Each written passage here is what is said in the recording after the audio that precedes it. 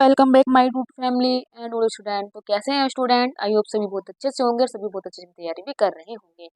तो स्वागत है आपका आपके प्यारे प्लेटफॉर्म अभिलाषा ब्लॉग्स 108 में। ये आपकी तैयारी के लिए बहुत ही एक अच्छा प्लेटफॉर्म है और आपको इस प्लेटफॉर्म पर आकर बहुत ही अच्छा लगता होगा और आपकी तैयारी भी बहुत अच्छे से होती होगी, जिसमें साथ साथ आपकी प्रैक्टिस भी होती होगी। तो स्टूडेंट, स्वागत है आपका आज के नए session daily practice session set number 27 में, जिसमें हम डिस्कस करते हैं top 10 GK GS and static question. और ये हमारे पीवाईक्यू भी होते हैं, करंट अफेयर और हमारा स्टैटिक भी शामिल होते हैं, जो होते हैं अति महत्वपूर्ण सवाल हमारी आगामी परीक्षाओं के लिए। और इसमें हम बिल्कुल व्याख्या सहित क्वेश्चन डिस्कस करते हैं और चारों के चारों ऑप्शन का पोस्टमार्टम भी आपके सामने करते हैं। स्टूडेंट, अगर आप मेरे चैनल पर नए हैं तो प्लीज चैनल को सब्सक्राइब कर लीजिएगा, क्लास को बिल्कुल भी skip मत कीजिएगा। अगर आपके पास टाइम की थोड़ी कमी है तो प्लीज वीडियो को आप फास्ट स्पीड में देख लीजिएगा। तो चलिए स्टूडेंट, आज का पहला क्वेश्चन हम आपके सामने रखने जा रहे हैं। तो पहला क्वेश्चन हमारी स्क्रीन पर इस प्रकार है। स्टूडेंट, पहला क्वेश्चन है हमारी स्क्रीन पर कि वन फोर्स वन डिस्ट्रिक्ट की पहल किस राज्य सरकार के द्वारा शुरू की गई है? One district one force. Student, इस क्वेश्चन की फॉर्म को समझते हुए आपको एक क्वेश्चन और याद आ रहा होगा कि वन डिस्ट्रिक्ट वन प्रोडक्ट की भी शुरुआत की गई थी उत्तर प्रदेश सरकार के द्वारा। तो ये उसी के बेस पर सरकार द्वारा वन फोर्स वन डिस्ट्रिक्ट की शुरुआत की गई है। तो ऑप्शन है हमारा नागालैंड, असम, मणिपुर, त्रिपुरा। तो स्टूडेंट, जैसे कि अगर आपको पता होगा तो इस क्वेश्चन का राइट आंसर हो जाएगा मणिपुर, यानी कि ऑप्शन नंबर 3 हमारे क्वेश्चन का राइट आंसर है।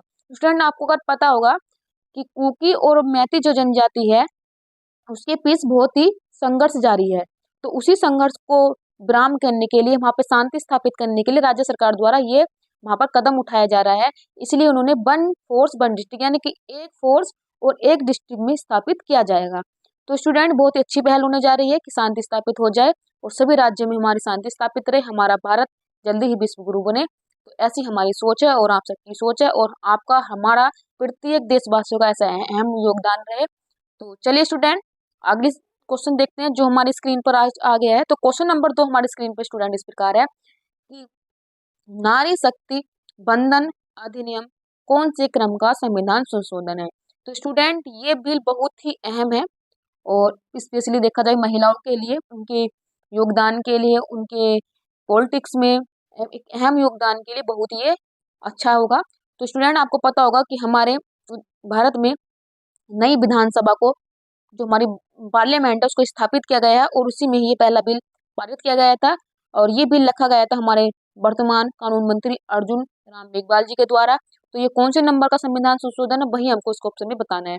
तो 101वां का संविधान संशोधन, 105वां कॉन्स्टिट्यूशन अमेंडमेंट एक्ट, 106वां कॉन्स्टिट्यूशन अमेंडमेंट एक्ट या 104वां कॉन्स्टिट्यूशन अमेंडमेंट एक्ट। तो स्टूडेंट, ये हमारे क्वेश्चन का राइट आंसर हो जाएगा 106वां कॉन्स्टिट्यूशन अमेंडमेंट एक्ट। तो स्टूडेंट, अगर आपको मालूम होगा कि अगर आपसे पूछेगा कौन से नंबर का विधेयक है, अधिनियम है, तो 106वां कॉन्स्टिट्यूशन अमेंडमेंट है। अगर आपसे पूछेगा कि विधेयक कौन से नंबर का है, तो विधेयक है 128वें नंबर का। स्टूडेंट, आपको मालूम होगा विधेयक वो होता है जिस पर राष्ट्रपति अपने साइन नहीं करता है, तब तक वो विधेयक कहलाता है। और जब वो लोकसभा, राज्यसभा और राष्ट्रपति द्वारा उस पर साइन कर दिए जाते हैं तो वो विधेयक अधिनियम बन जाता है। तो स्टूडेंट, ये सारी बात आपके सामने क्लियर हो गई होगी। चलिए बढ़ते हैं आज के थर्ड क्वेश्चन पर, जो हमारी स्क्रीन पर इस प्रकार है।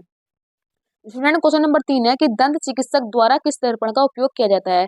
स्टूडेंट, अगर आपको मालूम होगा कि जो दंत चिकित्सक होता है उसके पास एक छोटी सी छड़ होती है और उसमें छोटा सा यहाँ पर लेंस लगा हुआ होता है और ये इस लेंस को हमारे दांतों के अंदर यानी हमारे मुंह के अंदर डालता है और उससे जांच करता है कि कहाँ पर क्या है। क्योंकि आपको पता होगा जो हमारे दांत होते हैं बहुत ही छोटे होते हैं और इनमें जो भी प्रॉब्लम होती है वो छोटी सी प्रॉब्लम होती है, उसको बड़ा करके देखने के लिए इस लेंस का यूज किया जाता है। तो चलिए स्टूडेंट, देखते हैं वो कौन सा दर्पण है या कौन सा मिरर है।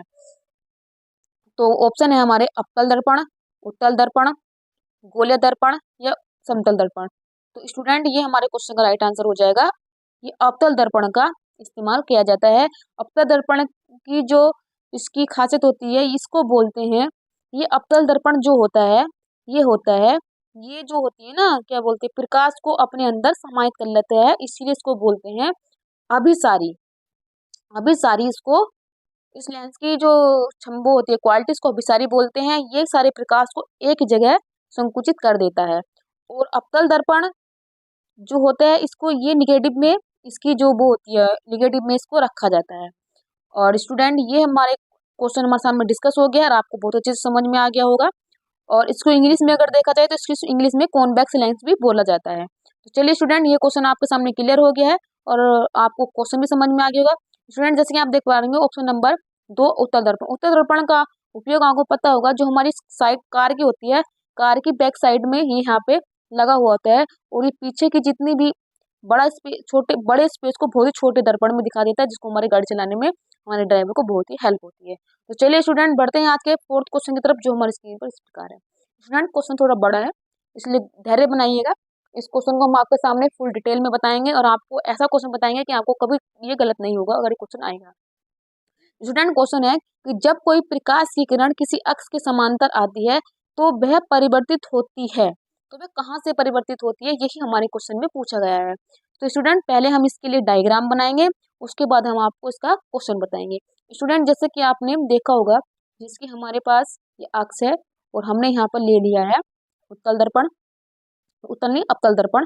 ये यहाँ पर होता है लेंस का पोल, ये होती है यहाँ पर फोकस दूरी और ये होती है वक्रता त्रिज्या। तो आप देखिएगा, आप इसका क्वेश्चन का आंसर इस डिटेल से बताने वाले हैं। तो स्टूडेंट पता होगा, जैसे कि यहाँ होता है अनंत। मान लीजिए कोई वस्तु अनंत पर रखी है, कोई वस्तु अगर अनंत पर रखी हो, चाहे तो वो अनंत और सी के बीच में रखी हो, चाहे सी पर रखी हो, चाहे सी और एफ के बीच में रखी हो, चाहे वो एफ पर रखी हो और चाहे वो एफ और पी के बीच में रखी हो, तो हम मान रहे हैं कि हमारी वस्तु सी अनंत पर रखी है। जब वस्तु अनंत पर रखी है तो उसकी जब एक समानांतर किरण आएगी तो वो लेंस पर टकराएगी और लेंस से टकराने के बाद एफ से परिवर्तित होगी। स्टूडेंट ये एक थ्योरम है, ये प्रमेय है और ये एक सूत्र है कि अवधारणा है कि जब भी कोई किरण अक्ष के समानांतर आती है तो वह किससे परिवर्तित होती है, वो उसकी फोकस जो लेंथ होती है वो उसी से ही टकराकर परिवर्तित होती है। तो यही हमारे क्वेश्चन में पूछ रहा है कि जब कोई प्रकाश की किरण किसी अक्ष के समानांतर आती है तो वह कहाँ से परिवर्तित होती है, तो वो होती है फोकस दूरी से रुट जाती है। तो चलिए स्टूडेंट, वैसे तो क्वेश्चन का आंसर आपको पता चल गया होगा, तो चलिए ऑप्शन भी देख लेते हैं। फोकस से, वक्रता त्रिज्या से, पोल से, दर्पण से। तो स्टूडेंट हमारे क्वेश्चन का राइट आंसर हो जाएगा फोकस से। स्टूडेंट मेरा उद्देश्य आप पे सिर्फ सवाल को देना, सवाल को रट्टाफिकेशन से कराना, वो सब कराना मेरी मेरी आदत भी नहीं है। और आप अगर मेरी प्रीवियस क्लास भी देख रहे होंगे तो हर क्वेश्चन को मैं आपके सामने बहुत ही डिटेल में रखती हूँ। अगर जहाँ जिस तरीके की जरूरत पड़ती है मैं आपके सामने वो तरीका भी रखती हूँ, तो आपको बहुत ही अच्छा लगा होगा और ये आपको बहुत ही अच्छे से समझ में भी आएगा। तो स्टूडेंट चलिए, आज का हमारा फिफ्थ क्वेश्चन हमारी स्क्रीन पर आ गया है कि परम भागवत की उपाधि धारण करने वाला पहला गुप्त शासक कौन सा था। चंद्रगुप्त द्वितीय, चंद्रगुप्त प्रथम, स्कंदगुप्त या रामगुप्त। तो स्टूडेंट हमारे क्वेश्चन का राइट आंसर हो जाएगा कि परम भागवत की उपाधि धारण करने वाला कौन सा था, चंद्रगुप्त द्वितीय। ये हमारे क्वेश्चन का राइट आंसर है। और स्कंदगुप्त हूणों पर, हूणों के सबसे ज्यादा आक्रमण किसके शासनकाल में होते, स्कंदगुप्त के शासनकाल में होते और इसने हूणों को पराजित भी कर दिया था। तो चलिए स्टूडेंट, बढ़ते हैं आज के सिक्स क्वेश्चन की तरफ, जो हमारी स्क्रीन पर इस प्रकार है। सिक्स क्वेश्चन है कि चंगेज खां का मूल नाम क्या था। चंगेज खान का मूल नाम क्या था। इसका नाम खासूल खान था, एसुगई था, तेचू तेचुचीन था या ओगदी था। तो स्टूडेंट इसका जो रियल नाम था वो था तेमुचीन। चंगेज खां का मूल नाम था। तो स्टूडेंट ऐसे ऐसे क्वेश्चन भी कभी कभी एग्जामिनर पूछ लेता है, तो हमको उसके सब चीज के लिए तैयार रहना है। स्टूडेंट ये क्वेश्चन बहुत ही इंपॉर्टेंट है, ये मैंने आर्ट और संस्कृति से ये क्वेश्चन उठाया है, क्योंकि ऐसे क्वेश्चन भी एग्जामिनर पूछ लेता है। तो क्वेश्चन हमारा कि निम्नलिखित में से किसे Indian society of oriental art की स्थापना की थी, यानी किसके द्वारा Indian society of oriental art की स्थापना की गई थी। तो ऑप्शन हमारे पास निहार रंजन रे, नरेंद्र मोहन मुखर्जी, अमिंद्रनाथ टैगोर या बरिंद्र कुमार घोष। तो स्टूडेंट हमारे क्वेश्चन का राइट आंसर हो जाएगा अमिंद्रनाथ टैगोर के द्वारा Indian society of oriental art की स्थापना की गई थी। तो स्टूडेंट ये क्वेश्चन आपको समझ में आ गया होगा। तो चलिए बढ़ते हैं आज के आठवें क्वेश्चन की तरफ, जो हमारी स्क्रीन पर इस प्रकार है। तो स्टूडेंट क्वेश्चन नंबर 8 हमारी स्क्रीन पर है कि भारतीय संविधान का अनुच्छेद 40 को समर्थक कदमों हेतु परामर्श देता है, यानी कि जो हमारे कॉन्स्टिट्यूशन में आर्टिकल 40 है और जो ये डीपीएसपी के अंतर्गत आता है, जो डीपीएसपी ये हमारे शुरू होते हैं 36 से 51 के मध्य दिए हुए हैं। तो वहीं से आर्टिकल 40 के बारे में पूछ रहा है कि यह किसको सार्थक कदम हेतु परामर्श देता है, कि यानी कि अनुच्छेद 40 में किस चीज का गठन किया गया है, तो वही हमसे पूछ रहा है। तो स्टूडेंट ऑप्शन हमारे पास समान सिविल संहिता, ग्राम पंचायत का गठन, नगर पालिका का गठन या कर्मकारों के लिए निर्वाह योग्य मजदूरी। तो स्टूडेंट हमारे क्वेश्चन का राइट आंसर हो जाएगा ऑप्शन नंबर 2, ग्राम पंचायतों का गठन अनुच्छेद 40 के अंतर्गत दिया गया है। तो स्टूडेंट ये क्वेश्चन आपके सामने क्लियर हो गया होगा और बहुत अच्छे से समझ में आया होगा। तो आज का सेकंड और लास्ट क्वेश्चन हमारे स्क्रीन पर इस प्रकार है। ये क्वेश्चन मैंने उठाया है स्टैटिक से। क्वेश्चन है कि भारत में आधे से अधिक सोयाबीन का उत्पादन प्राप्त होता है कहाँ से, यानी कि ऐसा कौन सा राज्य है जिसमें आधे से अधिक सोयाबीन को उत्पादन किया जाता है। तो स्टूडेंट अगर मैं आपके सामने एक हिंट रखूं तो उस राज्य को हम सोया प्रदेश भी बोलते हैं, सोया प्रदेश बोलते हैं। साथ में उसे नदियों का मायका भी बोला जाता है, उसको टाइगर स्टेट भी बोला जाता है। तो बहुत सारे उस राज्य के उपनाम है और उसको भारत का मध्य मध्य में रहता है तो उसको मध्य प्रदेश भी बोलते हैं। देखिए मैंने आपके सामने ऑप्शन भी बता दिया है, बहरहाल कोई नहीं, हम ऑप्शन में पढ़ेंगे। तो ऑप्शन हमारा मध्य प्रदेश, आंध्र प्रदेश, महाराष्ट्र और राजस्थान। तो स्टूडेंट हमारे क्वेश्चन का राइट आंसर हो जाएगा ऑप्शन नंबर 1, मध्य प्रदेश हमारे क्वेश्चन का राइट आंसर है। स्टूडेंट अगर पूछा जाएगा कि वर्ल्ड में सबसे ज्यादा सोयाबीन का उत्पादन कहाँ होता है तो वर्ल्ड में अगर आएगा तो यूएसए हमारे क्वेश्चन का राइट आंसर हो जाएगा। और अगर भारत में पूछेगा तो मध्य प्रदेश हमारे क्वेश्चन का राइट आंसर हो जाएगा। स्टूडेंट यूएसए की राजधानी वाशिंगटन डीसी है जो पोटोमैक नदी के किनारे पर स्थित है। वर्तमान में यूएसए के जो प्रेसिडेंट हैं बेकून है जो बाइडेन जी हैं।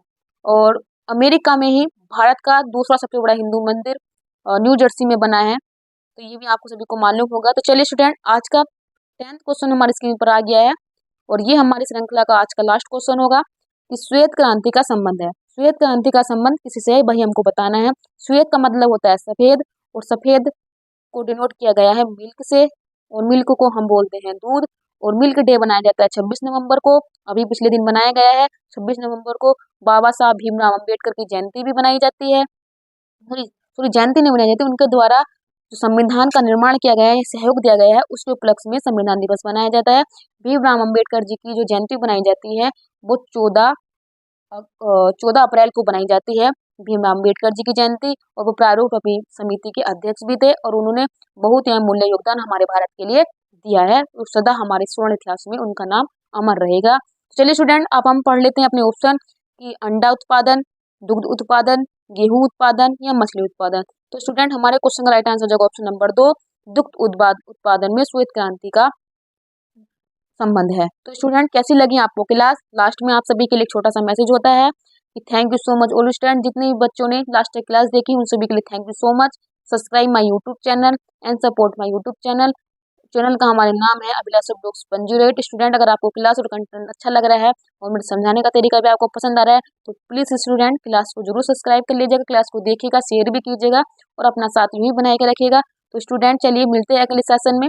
अगर और अगला सेशन हमारा और भी अच्छा होगा और भी अच्छे रखने की हम उम्मीद करेंगे। अगर आपने कल की क्लास नहीं देखी है, आज हमने संडे स्पेशल क्लास की थी कल, तो आप वो भी जाकर के देख लीजिएगा। उसमें टॉप पूरे सप्ताह का विश्लेषण है और उसमें टॉप 20 हमने क्वेश्चन रखे हैं जिसमें हम पूरे सप्ताह के जो इम्पोर्टेंट क्वेश्चन है वो सब मैंने शामिल कर दिए हैं और बहुत ही अच्छे से आपके अपनी डिटेल में बताया, आप सबके सामने रखा है। तो स्टूडेंट प्लीज चैनल पे बने रहिएगा, सब्सक्राइब जरूर कर लीजिएगा। मिलते हैं आपको अगले सेशन में। थैंक